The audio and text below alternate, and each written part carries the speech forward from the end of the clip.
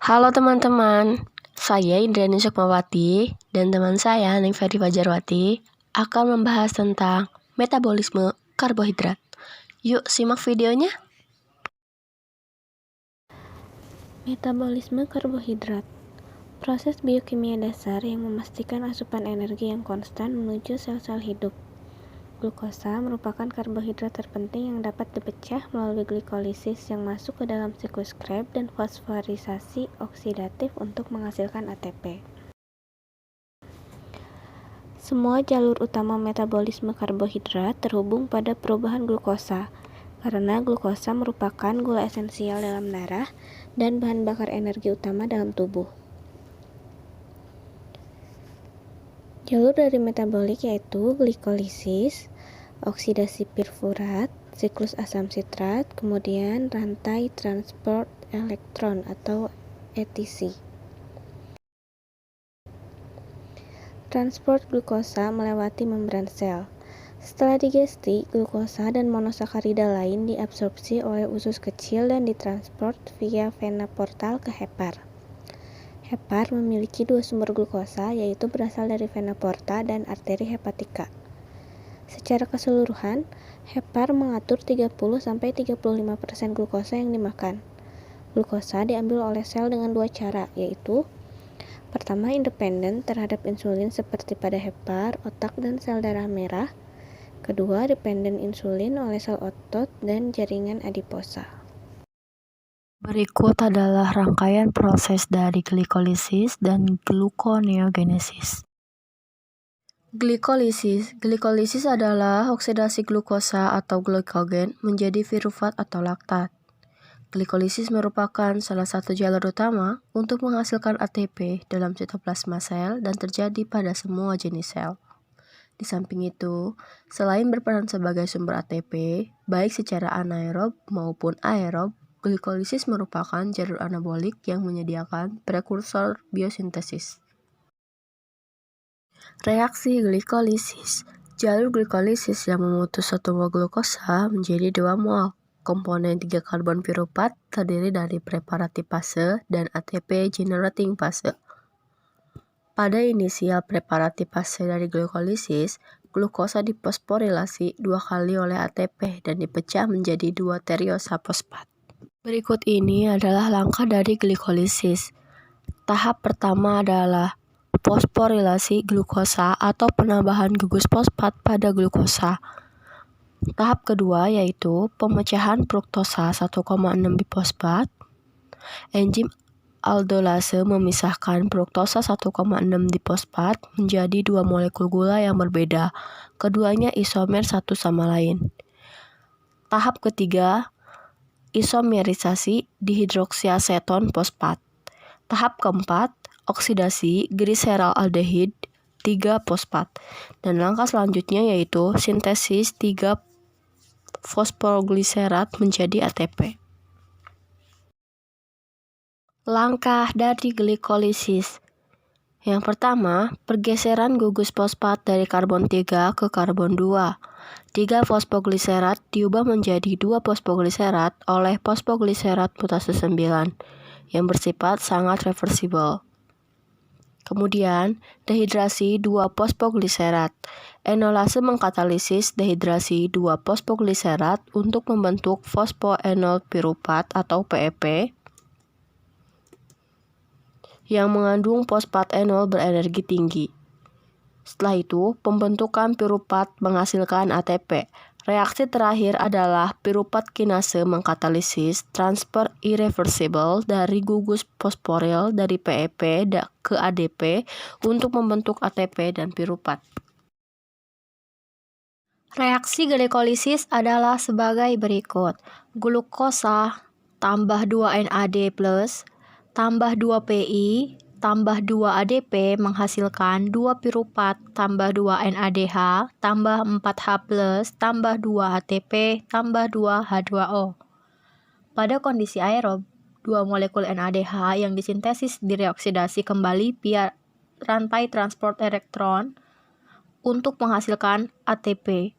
Mengingat lokasi sitoplasma dari molekul NADH ini, Masing-masing direoksidasi via glycerol triphosphate shuttle dan menghasilkan sekitar 2 molekul ATP selama fosforilasi oksidatif atau via malate aspartate shuttle dan menghasilkan sekitar 3 ATP selama fosforilasi oksidatif.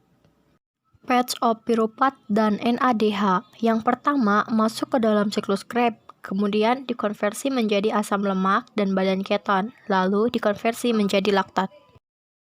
Glikolisis anaerobik. Ketika kapasitas oksidatif dari suatu sel terbatas, contoh eritrosit yang tidak punya mitokondria, piruvat dan NADH dihasilkan dari glikolisis tidak dapat dioksidasi secara aerobik.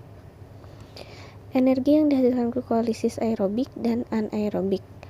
Untuk dapat menghasilkan jumlah yang sama dari ATP per unit waktu dari glikolisis anaerobik, maka dibutuhkan sekitar 15 kali kecepatan dan menggunakan 15 kali lebih banyak glukosa. Produksi asam dalam glikolisis anaerobik. Glikolisis anaerobik menghasilkan asam dalam bentuk ion H+. Pada pH intraseluler sekitar 7,35, asam laktat diuraikan untuk membentuk anion karboksilat laktat dan H+.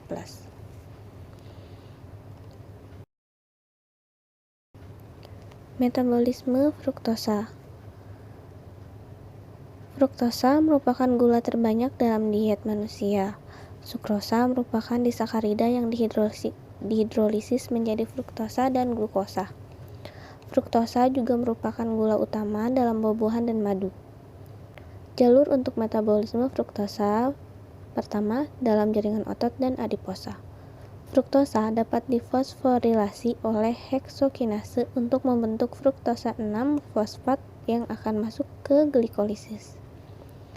2. Dalam hepar. Sel-selnya banyak mengandung glukokinase daripada heksokinase dan enzim ini hanya mampu memfosforilasi glukosa.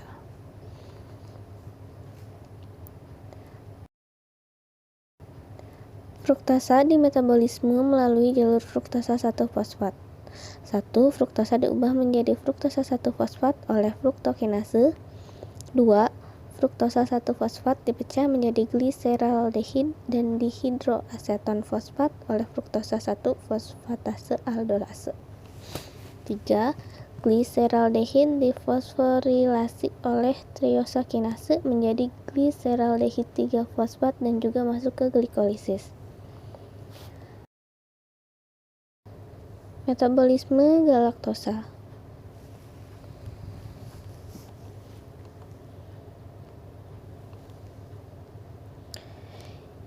Hidrolisis disakarida laktosa menghasilkan galaktosa dan glukosa.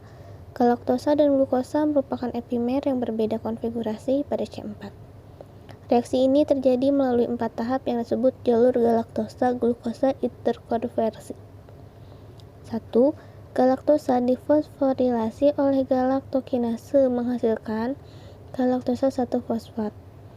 2. Galaktosa 1-fosfat uridilil transferase mengkatalisis transfer sebuah gugus uridil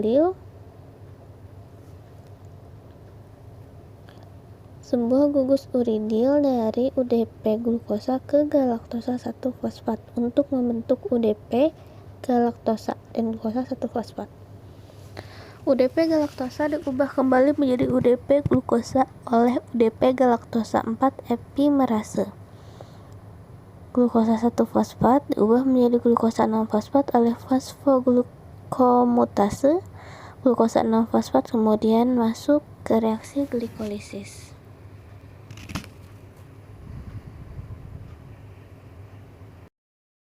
Galaktosemia. Galaktosemia merupakan penyakit genetik yang disebabkan oleh ketidakmampuan untuk mengubah galaktosa menjadi glukosa.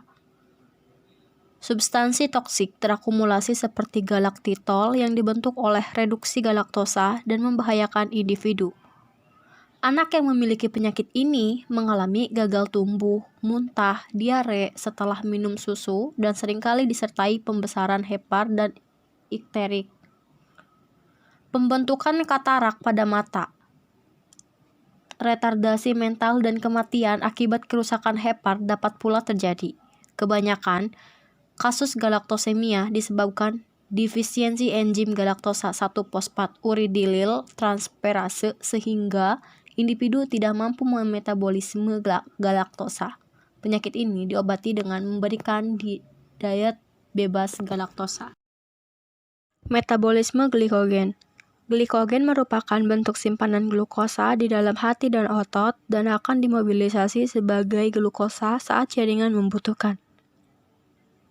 Adapun peran penting dari glikogen hepar adalah kadar glikogen hati yang tinggi memproteksi sel-sel hati dari efek membahayakan dari berbagai racun dan zat kimia seperti karbon tetraklorida, etil alkohol, arsenik, dan toksin bakteri. Glikogenesis pada fase sintesis atau pembentukan glikogen. Glikogen disintesis dari molekul-molekul glukosa alfa D.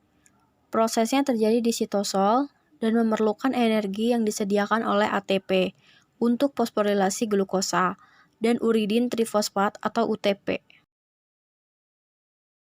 Gluconeogenesis. Gluconeogenesis adalah pembentukan glukosa atau glikogen dari sumber non-karbohidrat.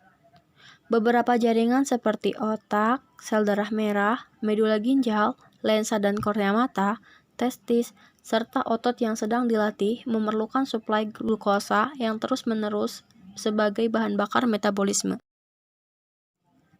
Adapun kepentingan biomedis dari gluconeogenesis yaitu gluconeogenesis memenuhi kebutuhan tubuh terhadap glukosa pada saat karbohidrat tidak tersedia dalam jumlah yang cukup dari diet.